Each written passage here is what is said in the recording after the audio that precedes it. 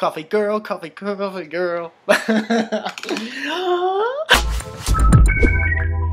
Hello, my name is Mike Falzone, and we're back with another Tweet Tap, where we follow everyone on Twitter, so you don't have to. We try. Tweet Tap is the most important thing to do on the internet since changing your AIM font. Incredibly important.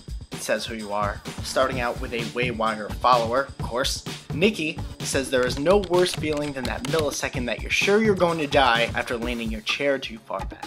Well, Nikki, there are several worse moments. You'll know they happen to you because you won't have time to tweet afterwards. AJ Calloway says Augusta has finally opened its doors to women. This is a historic day. And I say to you, AJ Calloway, what year is it? I didn't even want this, but I'm gonna force myself to drink it. Jonathan Sawyer says, and then Juvenile did back that ass up. For those of you who don't know, Juvenile went back to jail, and for those of you who are really not in the know, jail and butt jokes are really funny.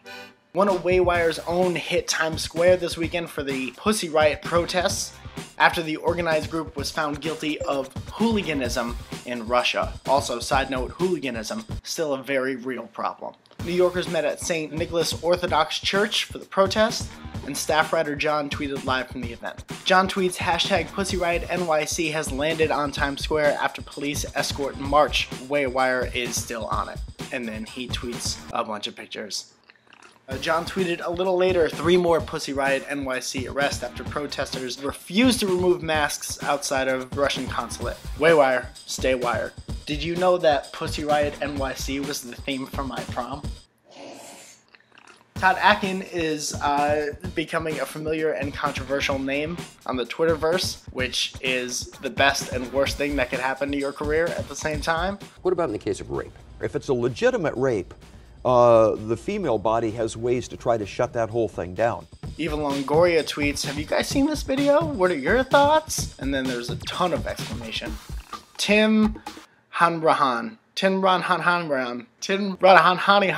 Mitt Romney says Republican Tom Atkins' comments on rape are insulting, inexcusable, and frankly wrong. I think that's what happens when you're a political figure and you have to go on TV, that even if you have no idea what you're talking about, you have to sound like you know what you're talking about, like I do on this show.